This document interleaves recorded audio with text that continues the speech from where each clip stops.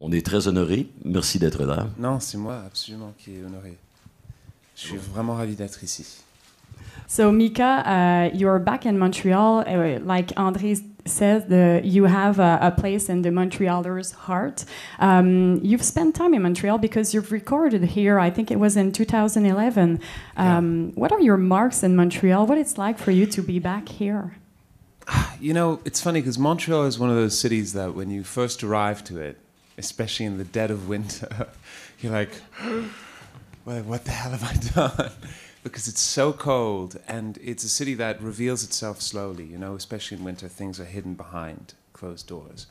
And then very quickly, it's somewhere that kind of found a place in my heart, because I think maybe it's also the fact that my father is American, but he grew up everywhere. I grew up partly in Paris. I speak French.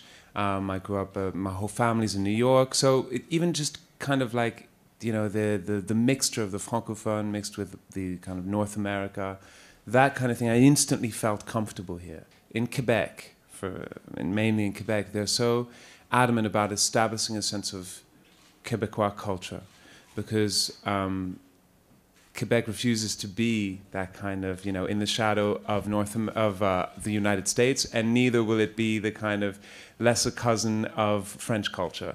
And so therefore it provokes a lot of cultural excellence and a lot of experimentation, which I think we've seen, you know, from cinema now to theater to, you know, like Robert Lepage, one of my biggest heroes, and even in music. So I don't know, it's a kind of place which is, for a creative, is very, very, very welcoming.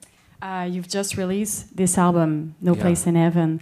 There's a great range of emotion. It's diversified. It's not the same energy at your first album, Life in Cartoon Motion. Tell us about the title. It's kind of dramatic. No Place in Heaven. What does it mean to you? It's, well, No Place in Heaven. It's kind of, it's, in a way, it makes you wonder why.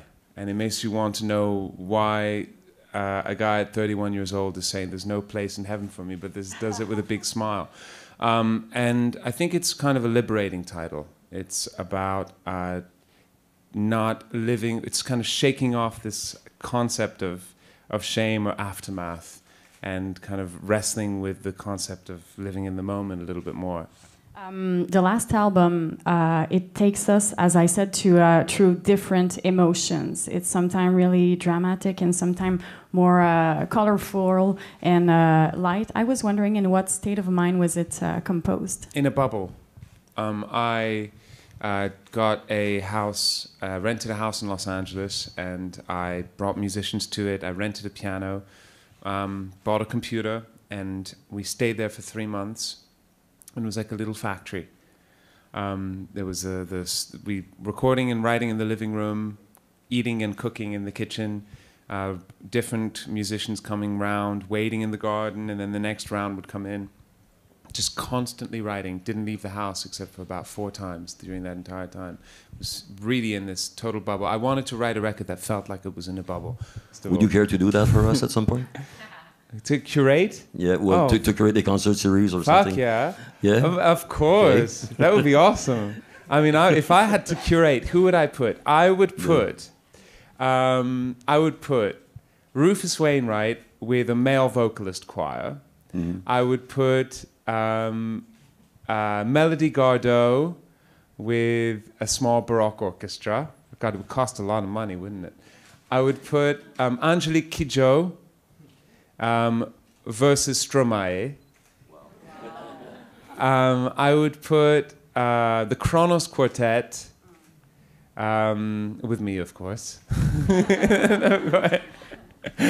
I would put, what else would I do? I love the idea of experimentation in a festival. Yeah. Because in every experimentation, you're always going to have a kind of a certain amount of things that don't work. But in a festival, that's okay. Votre propre éducation musicale fait quand même surface dans pas mal toute votre musique.